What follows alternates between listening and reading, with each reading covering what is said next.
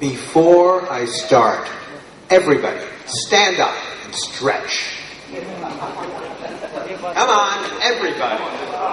I saw you out there sleeping. If I were on that side, I'd be doing the same. Call me.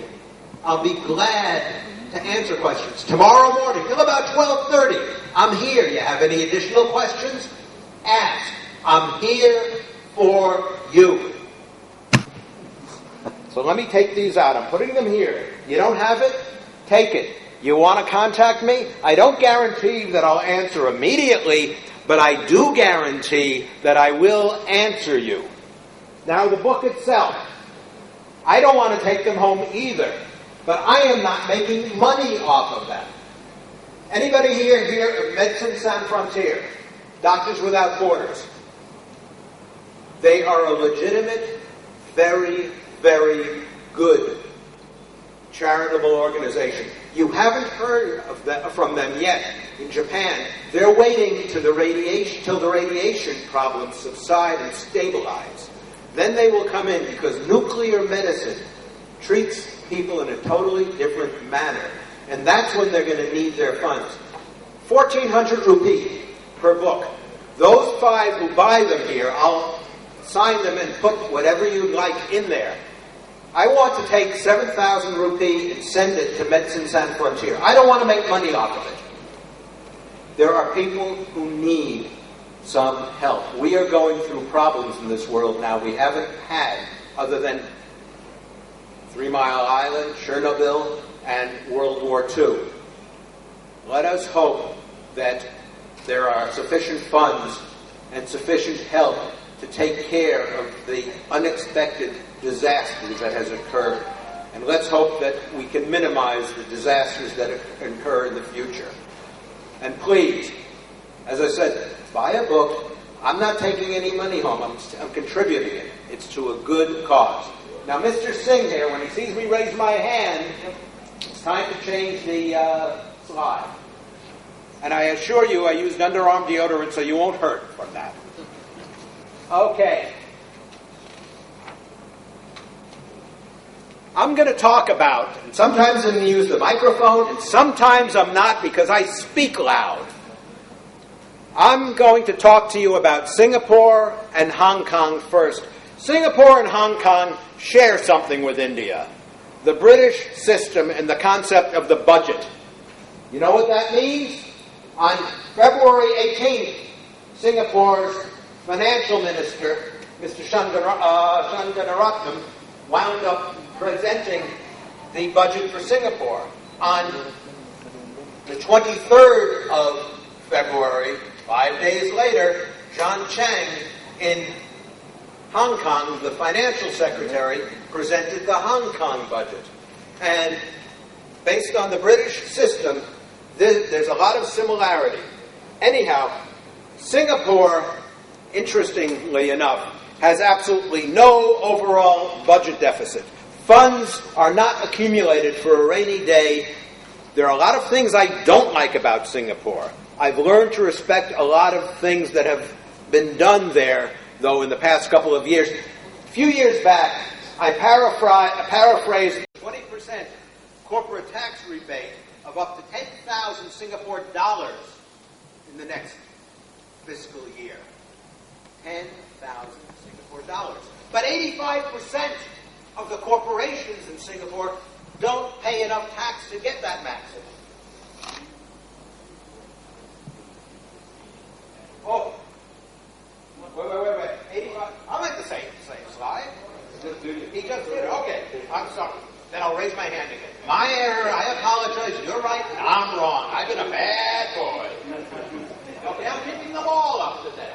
Okay, 85% of the companies don't qualify for that, so they've made arrangements to take care of them, and they can receive up to 5,000. Okay. Now we got it in time. Singapore is an island nation with a lot of businesses earning money offshore, and Singapore wants the money back. Singapore is very anxious to accept money into its country for various and sundry purposes. They won't accept drug money But there's a lot of other money coming in that's illegal, and there's an opaqueness that Singapore doesn't mention. But be aware that there are, not all in Singapore is pristine clean. Anyhow, as I said, you can read all of this, and I'm going to expedite some of this because I told you I'm going to get you all out of here on time, plus the fact you want to hear some more interesting things, not necessarily Singapore and Hong Kong. Anyway, individual income taxes. You see what you got there? You can understand that. Next one. Let's go by. You can read that at home. I'll encourage you. You know, what's very nice is that you've got a DVD to take home, so you don't clutter up your library. How often do you go to these things and you take a nice volume home, never to look at it again? You're laughing. My wife criticizes me. Why are you taking that home? Because I'm going to use it. Sure, I'm going to use it and look it up. It's one of the big fallacies of these things. That's why that DVD is worthwhile. You can always look at it. Not that you're going to, but you can always look at it. Okay, let's go to Hong Kong. Next. As I said, on the 23rd of February, John Chang introduced the budget. Now, unlike Singapore, which is spending to the max and not saving anything, Hong Kong has a very substantial surplus and will have even a bigger surplus. Why?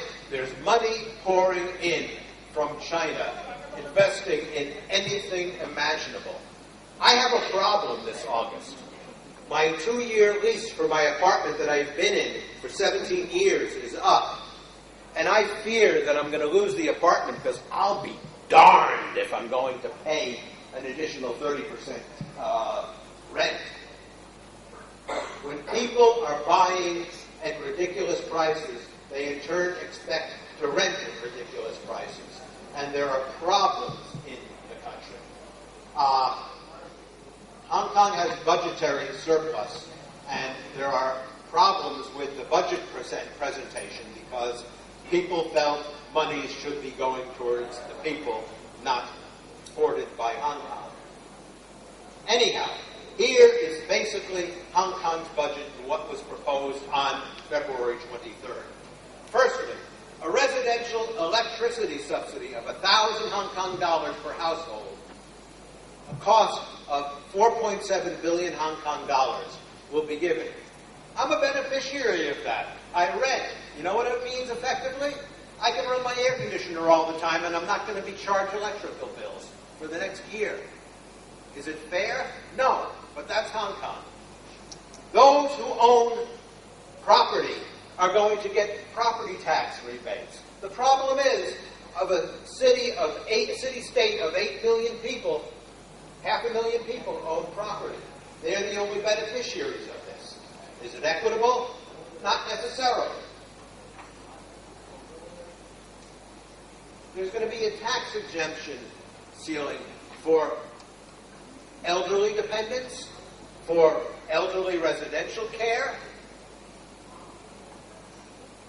and for an incentive to have a kid next year. Not only will you have a rise in the rate that you can deduct for your child as a dependent on your tax return, but if your kid is born during the next fiscal year, you're going to get a double deduction. Ain't that nice? Have more kids in Hong Kong. Okay. And the last thing basically was a one-time injection of 6,000 Hong Kong dollars per person into the mandatory provident fund, Hong Kong Social Security. Well, I read this all while I was in London, and I pride myself in being the first to openly criticize this. Unfortunately, it hasn't been printed yet, and it'll be behind everybody else, but that's irrelevant. Between the 24th and the 28th, the end of February, there was widespread criticism in Hong Kong. And in essence, John Chang backtracked.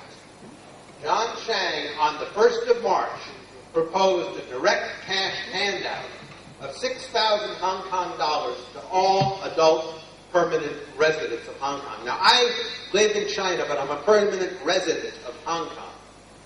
My 17-year-old daughter is a permanent resident of Hong Kong, but she's not quite 18, and boy, is she annoyed. She was looking so forward to that $6,000 that she could spend any way she wanted, but she ain't getting it because she's not an adult.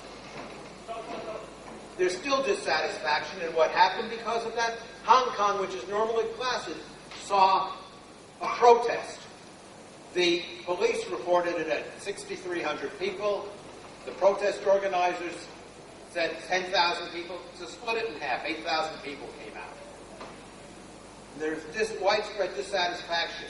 But, very interestingly enough, and I'll get to Wen Jiabao, my stories about him, when I'm talking about China very shortly.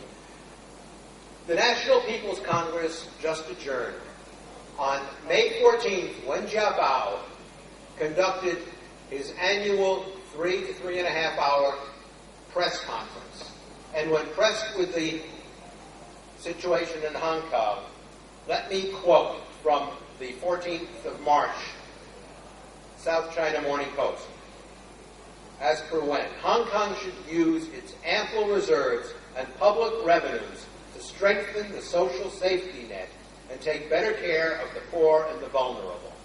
With sufficient government revenue and ample foreign exchange reserves, Hong Kong needs to make the most of favorable conditions to improve its social safety net. In particular, to take good care of the vulnerable groups, thus making people in Hong Kong live a better life. So what does that tell you about the initiative of, or lack thereof, of what happened in Hong Kong? Okay, just finished Hong Kong. Now we're going to go to China. We put this back.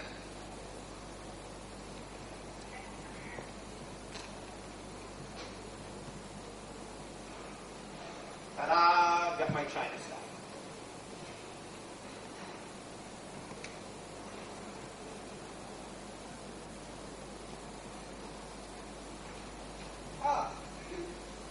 Okay, you beat me to it. Official reports say that China had 4.9% year-on-year inflation. If you can believe that, my friends, there's a bridge in Brooklyn, New York that I want to sell you at a bargain price. Read through this. Garlic. Production in China shrank this past year because of climate devastation and the very, very lucrative export market. The price of garlic actually was higher at a point this year than the equivalent weight of the cost of pork, and pork is the staple meat in China. Peppers. 10-time rise in prices from 4 renminbi per kilo up to 40 renminbi.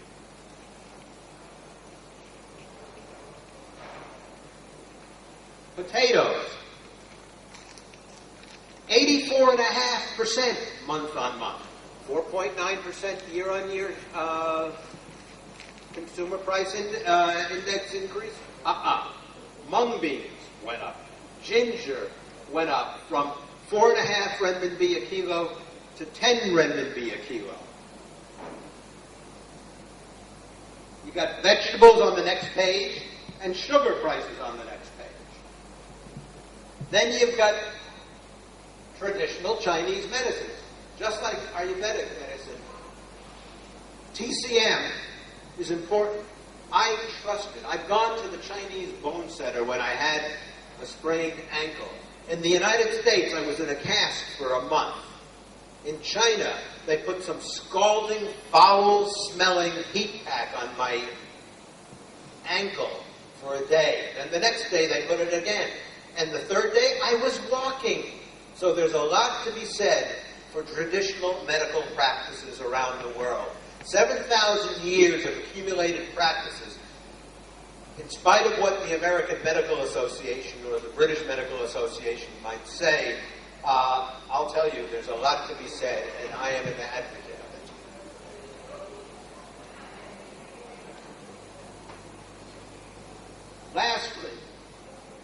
30 provinces and cities of China raised minimum wages by an average of 24%. Migrant workers' wages raised 19.3%. What does it all tell you?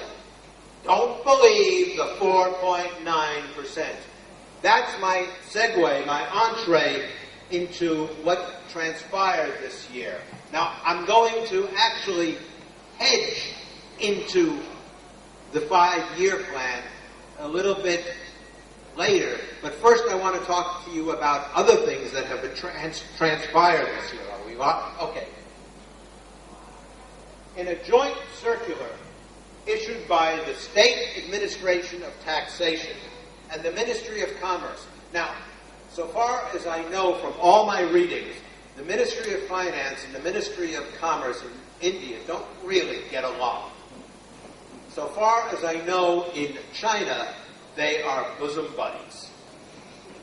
So there is one thing that is opposite. But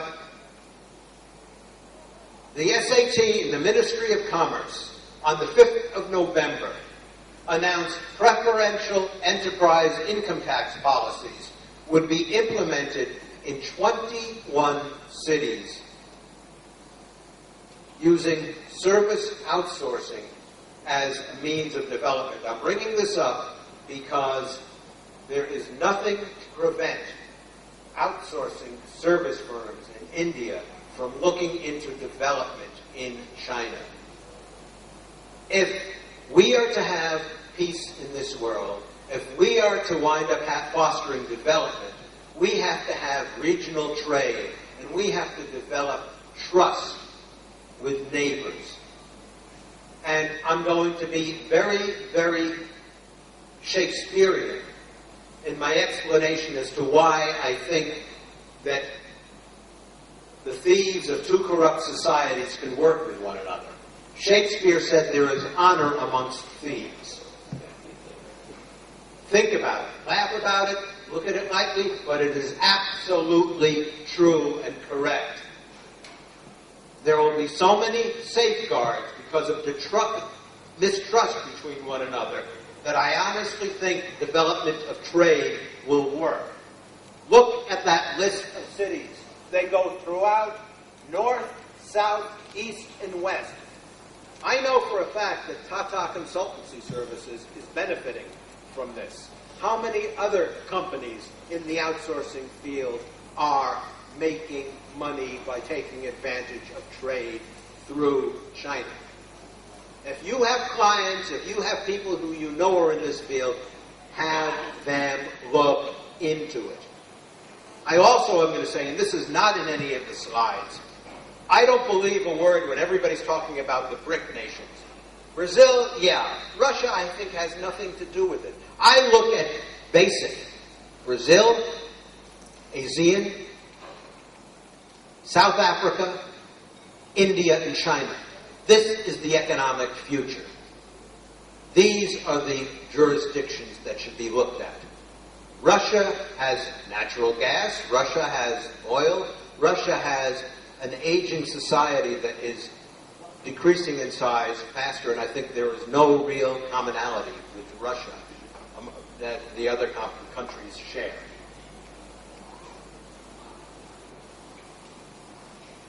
Okay, I've got 1, 2, 3 pages of, let's go, let's keep it at there. You can look at them later. Let me just say that when you have 21 different cities competing with one another, believe me, you're going to wind up finding that the laws and stipulations for being eligible are going to be overlooked because some city is going to want to deal with you. Look towards, if you have clients or if you're in the outsourcing field, look towards the fact that you can do business with China, and the future has to be doing that. Also look towards agriculture. Later on, when I'm going to get into China's needs under the 5-year plan, China doesn't have the ability to produce its agricultural needs. India does. You're looking for areas to balance trade, to develop things. Agriculture is far more important than you can ever imagine. Okay, I'm going to talk about a couple of things. First of all, the zones in China are not for-profit private corporations, special economic zones. They are government zones. Things started out in the late 80s and the early 90s. Deng Xiaoping said in his March Through the South in 1992, it doesn't matter what color of cat you have, just so long as he catches the mice. Allegorical for who cares whether it's called socialism or not, if it improves the livelihoods of the people. The biggest misnomer in the world is calling China communist. It is not. One-party state, that's not to be denied. But it's probably more into free market capitalism than you could ever imagine. JFK in New York, Heathrow in London, Cheplap Kok in Hong Kong, all have 2 runways. Why 4 runways? Because manufacturing is moving inland in China. And that's how they're going to ship things. But look also for the fact that they're building a new super highway inland from between that Chengdu-Chongqing corridor all the way east to the coast, where they're building a deep sea port. And I mentioned that in this slide. And before we switch to the next slide, I want to read something to you. This is a result of the recent National People's Congress. This is also dated the 14th of March. This comes from the China Daily. I'm just going to read what I highlighted. The Beibu Gulf Economic Zone in South China's Guangxi Zhuang Autonomous Region will receive total investment of 2.6 trillion renminbi. That's approximately 394 billion US dollars over the next 5 years. For construction of 2,375 projects. It is likely that 2.6 of the 2.6 trillion renminbi, 630 billion renminbi will be invested in this next year, including into 304 projects, including infrastructure building, industrial projects, energy savings, and environmental protection. If you have companies or representing companies or work for those companies or know people who are interested, all they have to do is go online, search Beibu Gulf Economic Zone website. There are English translations. Find out what projects the government is looking for. There might be something that is worthwhile. There are loads of trade opportunities available. This means money that will bring profit. This means if there's profit, it makes all the tax officials very happy because that means more tax to be collected. But take a look at these things. When you hear China's this, China's that, well, China cannot exist without direct foreign investment and know-how. And India has expertise in areas that China does not have. Next slide.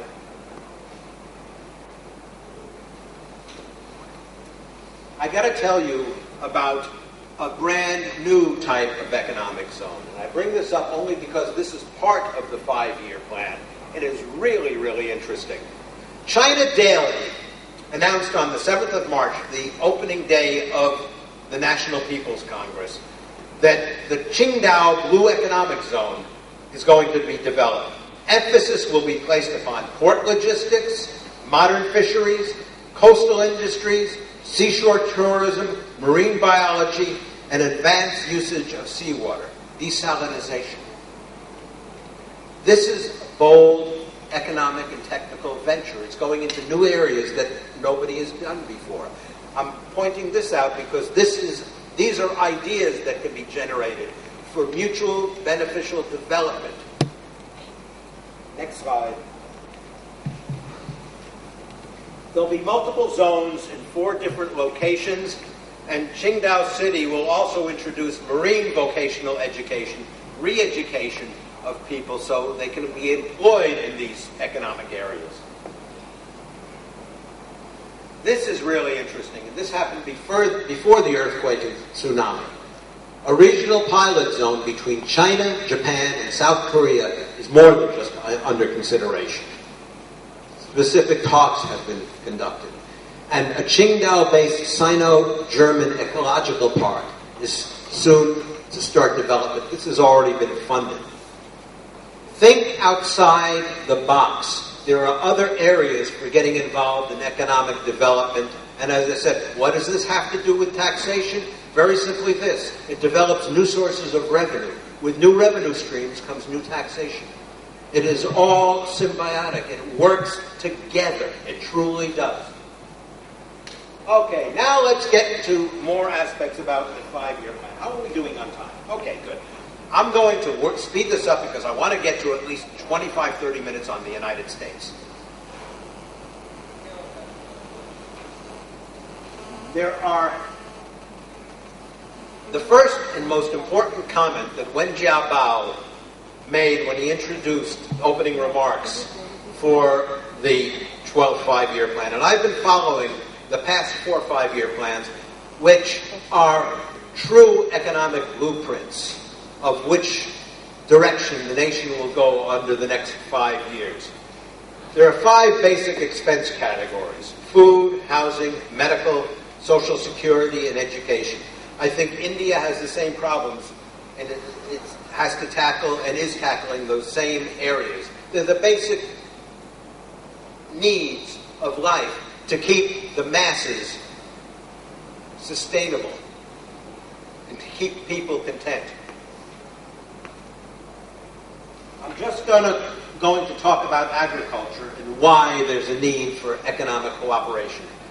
China will have to provide extra tonnage of grain, 4 million tons more. Next year, 8 million the year before, 12 million, 16 million, and so on. China does not, frankly, have the internal capability of developing that extra tonnage. Where can it come from on a regional basis? Agricultural exchange is very, very necessary. The powers that be really must concentrate on that. You got some other numbers here for vegetable oil, for meat. China's going to spend 4 trillion renminbi over the next 10 years in water conservation. Just under 1 trillion renminbi in this coming year alone. Follow this. Follow their successes.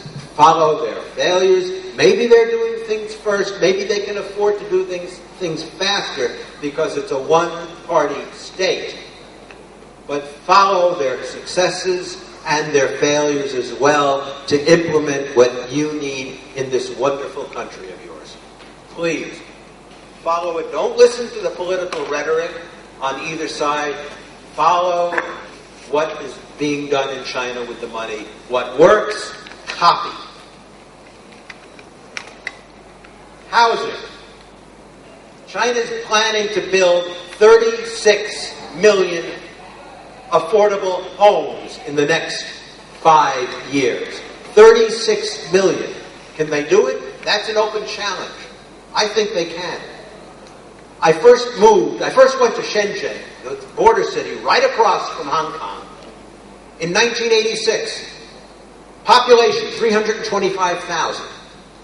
When China says they're going to take people out of the rural areas and into the cities, they're going to manufacture new cities. Can they do it? Well, Shenzhen now has a population of 13 million people. 25 years, 325,000 to 13 million people. Yes, it can be done. You got medical. We can go past that. You can read it later on. As I said, there's plenty of substance here. You want to read it later on? I think you'll benefit. It's up to you. Next, education. You can read that later. I am going to concentrate on two brief last things about about China. First of all, 2 years from now, the next generation of leadership comes into play. I can talk to you and give you a bit of a biography about both of them later on, but the next president of China will be Xi Jinping. The next premier will be Li Keqiang. I would hate to be in Li Keqiang's shoes because he has to be the successor to Grandpa Wen. Grandpa Wen is a father figure, a grandpa figure who has pacified the Chinese masses. I met the man 2 years before he became premier. I was representing a joint venture funded by some very high political personages in the United States that wouldn't listen to suggestions and did everything wrong. And Wen Jiabao had to tell them that you got to suffer the consequences in 2001 at a meeting in Beijing that I wound up getting my way into because I wanted a photo opportunity session with the man. I came home. Oh, I got great photo opportunities. I've got a great picture I'll show you if you want later to know or to see later on of myself with Mr. Chidambaram. I'm one for these pictures. Do they hang on my wall? Not anymore. I closed my office years ago.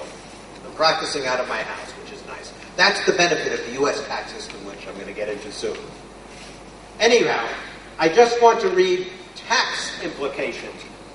On the 16th of March, as a follow-up to the 12th five-year plan and the closing of the National People's Congress, there was an op-ed piece, which means this is what the government wants to write, in China Daily. If you go to www.chinadaily.com.cn, this is an English language newspaper, and it is a wonderfully free and openly available journal that I highly recommend because if the government wants you to know something about China, it'll come first in Chinese in the People's Daily, and 2 days later it'll be translated accurately in China Daily in English. Anyhow, People's Macro, yes. Okay, www.chinadaily, one word, .com.cn. It's really worthwhile. I go to it regularly. I also, for what it's worth, when I'm here, I read the Times of India. When I'm away, what do I read for picking up tax information here? Business Standard online. I find I get the best sources off of them. But anyway, this article on the 16th of March, just 2 days ago, People's Macro Tax Burden, telling about what the burden is, how it has to be changed and modified. These are things that have emanated as a result of what transpired last week in Beijing, and this is going to be able to forecast the direction of the tax regime in China over the next 5 years. I won't go into it now because I want to get some time into the U.S. tax system, but that, my friends, is China, and I've given Hong Kong and Shanghai before. Let's go to the U.S. now. But first, I've got to put this back. And secondly, the voice is going to go out unless I have a couple of swallows of water. Everybody stand up again. Come on. Just as insurance that I keep you guys away.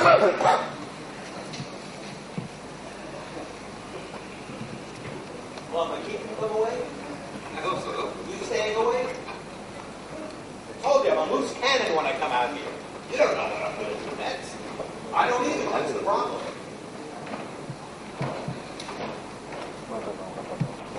Okay. A couple of years ago,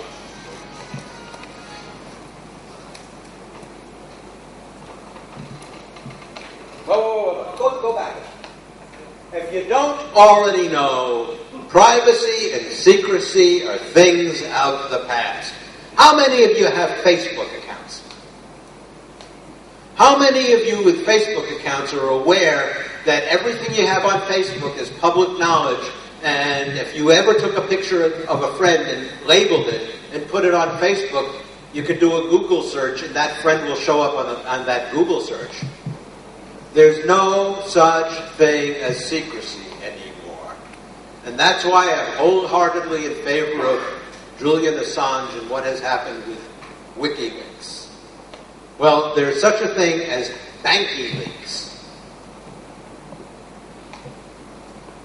In July 2008, LGT Group. Now I think I'm going to go up here and read off of this. Enough one. Photographer, you've done a great job. You can focus on me and sit down now.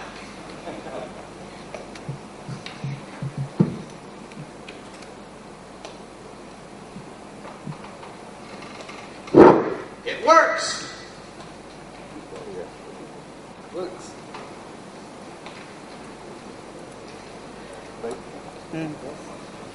Heinrich Kieber, a German, in July 2008, for what is purportedly 5 million euros, sold a list of 1,400 accounts from the royal-owned private bank of Liechtenstein. Kieber then went before the U.S. Senate committee and submitted 12,000 pages of documents. Quote, in the vast majority of all legal entities, LGT does not have a clue about the real source of their clients' huge wealth that they manage. Mauritius is small time compared to this. The bank moved money around the world, urging its bankers to use cell phones from Austria, from Switzerland, any place from Liechtenstein, so it couldn't be traced. Kieber is now under a witness protection program. Where? I don't know. Okay, before we talk about UBS and what they did, let me read you very carefully from Article 13 of the Swiss Federal Constitution. Everyone has the right to privacy in their private and family life, in their home, and in relation to their mail and telecommunications. Everyone has a right to be protected against the misuse of personal data.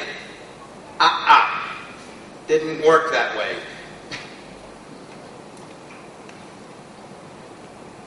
Okay, we're on the right side. Wow.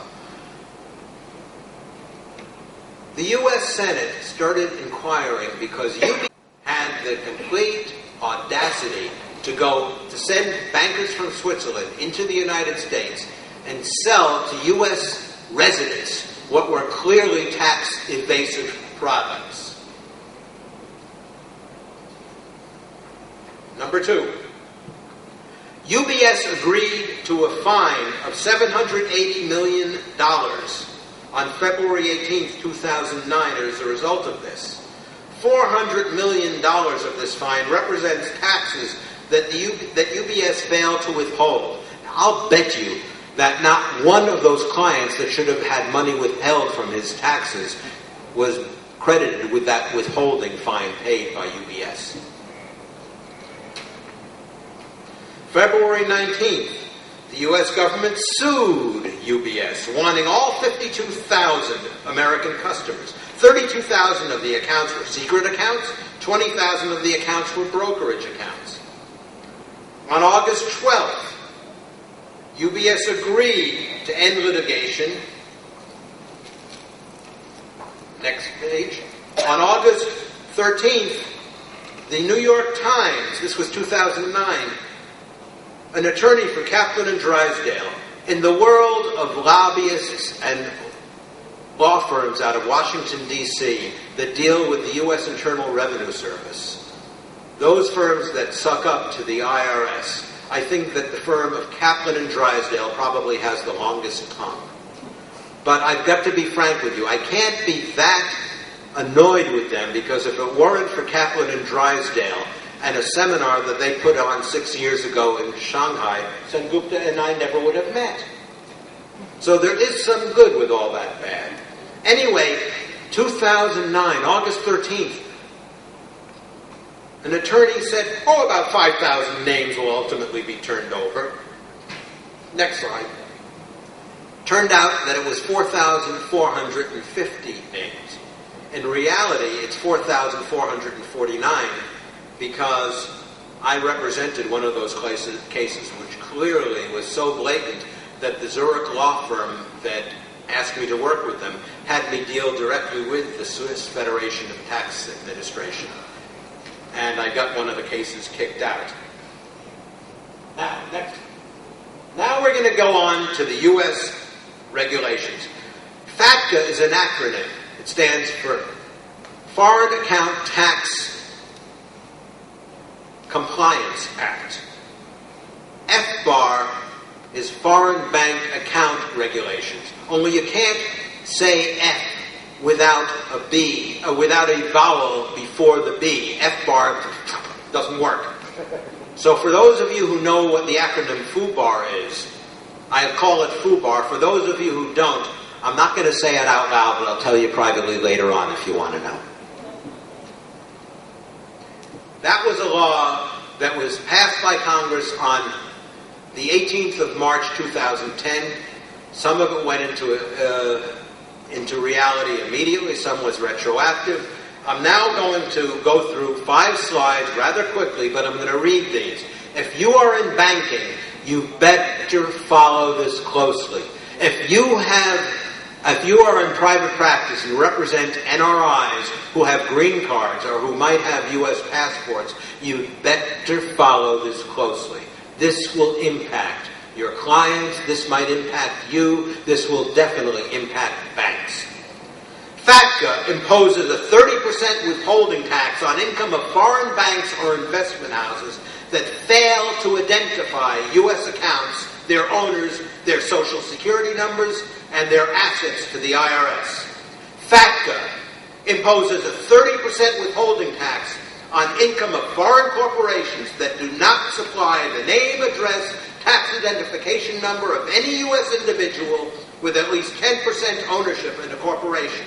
This one portion goes into effect January 1st, 2013. FATCA prohibits U.S. investors from buying or owning bearer bonds. That I can live with. That there's no problem with. FATCA imposes penalties as high as $50,000 on U.S. taxpayers who own at least $50,000 in offshore accounts or assets but fail to report them. This is where the green card holders, who are responsible for filing U.S. income tax every year, are going to be confronted with having to make decisions pretty darn soon. FATCA imposes a levy of 40% of the amount of any understatement attributed to undisclosed foreign assets. FATCA extends the statute of limitations to 6 years for substantial omissions. What is a substantial omission? According to the IRS, that's $5,000. That ain't substantial. That's peanuts. FATCA requires shareholders in passive foreign investment companies to file annual tax returns. FATCA requires that financial firms, banks, file Form 1099 electronically, reporting to the IRS what that taxpayer with U.S. tax number earned each year for tax reporting purposes. Strict regulations will now be in effect for foreign trusts if any current, future, or contingent beneficiary is a U.S. person. What does that mean? U.S. passport holder, U.S. green card holder. The Treasury Department is now allowed to presume that a foreign trust has a U.S. beneficiary if a U.S. person directly or indirectly transfers property to that trust. And the final page on FATCA. FATCA imposes a $10,000 US minimum failure to file penalty for the foreign trust-related information that is not reported. Mind you, this law was passed and went into effect March 18th, 2010, and this section was retroactive to January 1st, 2010. Dividend equivalent payments included in notional principal contracts. 30% withholding, effective September 19th, 2010. Next. Self-explanatory. The European Banking Federation wrote a 26-page letter to the IRS asking for guidance on this. As of 2 days ago, they have not yet received a reply.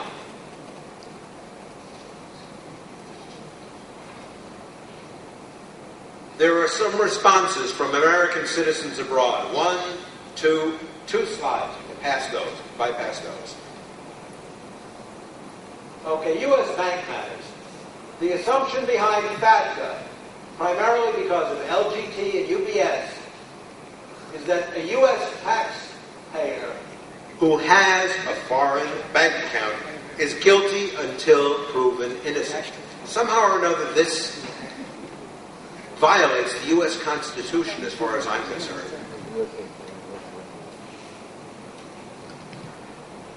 I cannot possibly, for the life of me, imagine banks being able to comply, and the cost of compliance is going to far outweigh the cost of the amount of revenues the IRS thinks they're going to take in. You can skip this one. Let's go to the next one. The U.S. pontificates openness in banks. And yet, what is the world's most secret jurisdiction for banking? The state of Delaware. Who is number 2? Cayman Islands. 3, Bermuda. 4, our good friends Dubai. Delaware is number 1. The Mexican government is trying desperately to put an end to the drug cartels.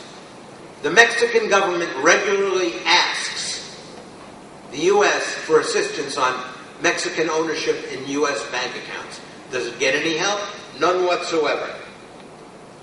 PRC banks in China. I can just picture the IRS trying to get information, let's say using me as an example, of the Huajing Xincheng sub-branch of the Tianhe branch, sub-branch of the Guangzhou branch of the Bank of China about my account. Well, let me tell you something, my friends. If the IRS comes in there and tries to get information, and they can get any more than I can after 12 years of dealing with the Bank of China, all the more power to them. But it ain't going to happen. IRS was empowered because of FATCA to hire 800 new staff, specifically in this area. First, they've got to train the staff. Then they've got to assign them. But what is to prevent the large law firms and large accounting firms in the United States from hiring these newly trained staff, and thereby depleting the IRS's source of staffing to work in this area? Things to come. You can read this later. Let's go to the next one.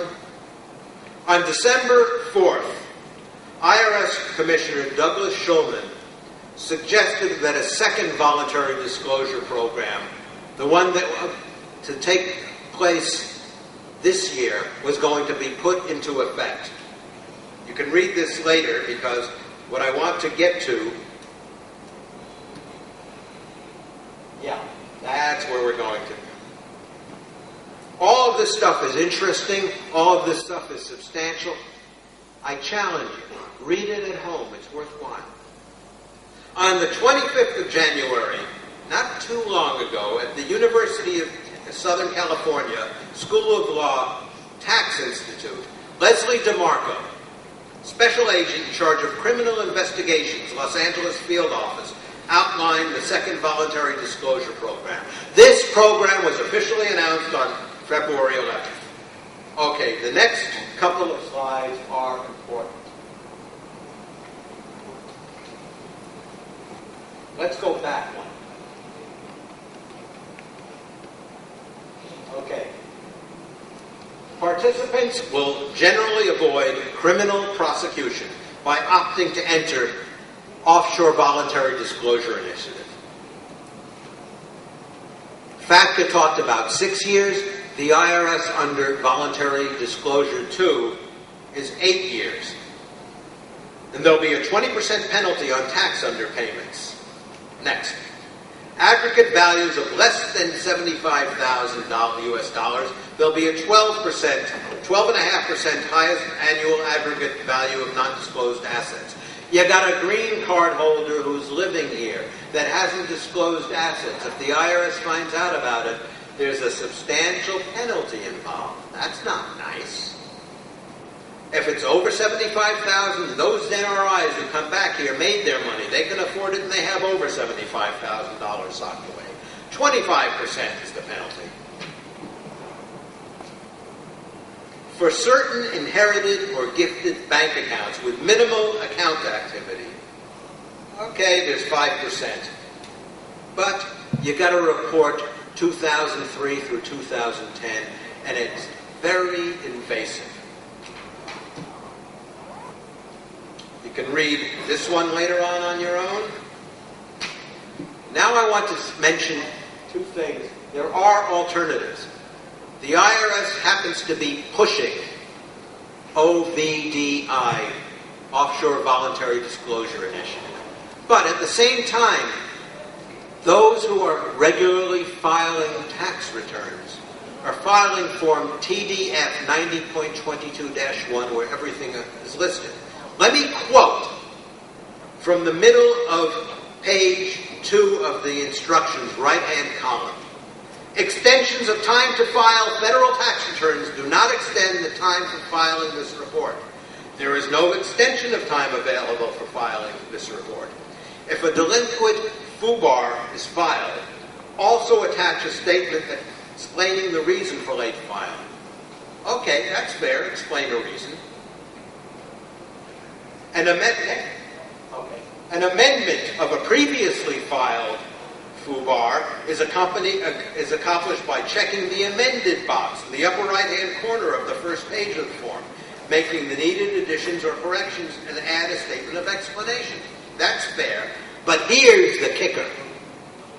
Under Offshore Voluntary Disclosure Initiative 2, you are filing with the Philadelphia, Pennsylvania Service Center Criminal Investigations Division, filing under the published instructions for TDF 90.22-1. You are filing with the Detroit, Michigan IRS Service Center. The IRS is working with an antiquated computer system. The worst case that can happen to you if you file with Detroit, Michigan is maybe you'll get caught, likelihood you will not, and then it would be referred to Pennsylvania. Why volunteer as a criminal when you are not? If the IRS Commissioner, Doug Shulman, has openly admitted he has to have somebody prepare his taxes because he doesn't know whether he's right or wrong, why should you be held as a criminal if you're right or wrong, if you don't know? The U.S. tax system involves a code that is 50 to 75,000 pages long. Earlier today, we were looking at tax code in user-friendly English. I challenge you to look at the U.S. Internal Revenue Code. It looks like English. It sounds like English. I sure as hell don't know what it says or means. Next.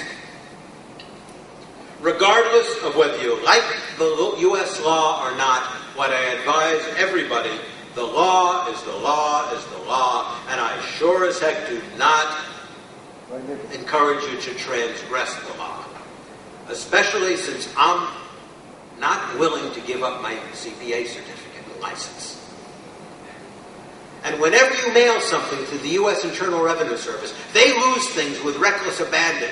Make a copy of what you send and send it by certified mail so you have a receipt of mailing. And the last 2 pages. Okay. Firstly, on the 10th of March, recent, right? The IRS issued offshore guidance for OVDI-2 in Hindi, in simplified Chinese, in traditional Chinese, in Korean, in Vietnamese. What does that tell you? Where are they looking? As part of President Obama's new budget, In spite of the U.S. supposedly cutting back in its expenses, the new budget that Obama has proposed asks for 5,000 additional employees to be hired by the IRS. Becoming a tax place, eh? Okay, last slide. I have a second book. This one, I'm not going to volunteer to send money to Médecins Sans Frontières. I'm not going to make much money off of it because it's a heck of a lot more reasonably priced. Larry's 2011 Tax Guide for U.S. expats and green card holders in user-friendly English. I'm off the wall, I'm cynical, and I'm understandable.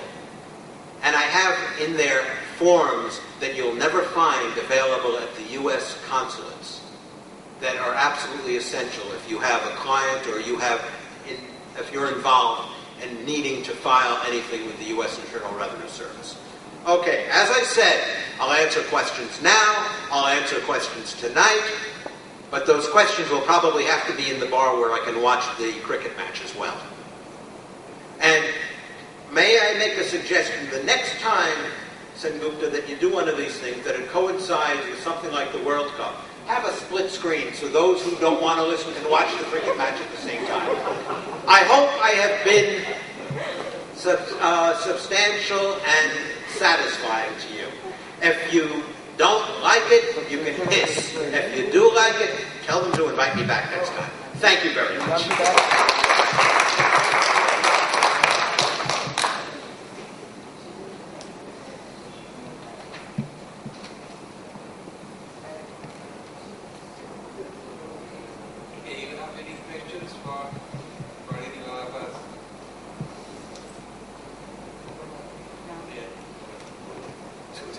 I wasn't cynical enough? Come on there. There's got to be a question. Then join me in the bar later on to watch the cricket match together. Then you'll hear, by the way, the FUBAR, for what it accounts for, is an old Army Air Force acronym, which means F up beyond all recognition. And I think that's far more appropriate than just saying F-bar. There, I said it, it's on videotape. Sure, no questions? The other guy is, I forget his name, he was an ally of Sun Yat-sen in the 1912 revolution that briefly brought democracy to China. And that was taken, by the way, at Sun Yat-sen University at the first international tax seminar that they sponsored last year. For which I got to figure out how they're going to get money to get you invited there. You need to promote India just as I promoted China today. I, in every way, shape, and form, consider myself Mei Guo Hua Qiao, American Overseas Chinese. Those who have returned, like returning NRIs, have something to contribute, but in every concept of the term. I'm American, but I live in China. I have made it my culture. This is my country as well. And I'm Mei Guo Hua Qiao, and I love being there. I love traveling and being here too. And sincerely, if you don't have questions, I don't mind. But anytime you do, you write me, as I said, I don't guarantee I'll write back immediately, but I will answer each and every one of you. This is what I'm here for.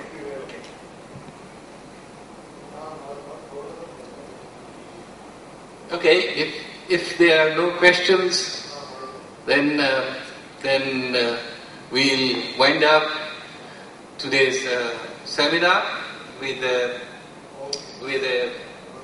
just a big thank you to our very esteemed guest, Larry Lipsher. Please put your hands together. It's okay. If you want to boo me, you can too. So this was of course our first endeavor to to organize a seminar. We have international tax conferences, but not so many on the budget proposals. It was our first effort, and it was worth it, and we hope to have similar coverage in years to come. Perhaps a few more countries will be added for our budget presentations. Thank you very much.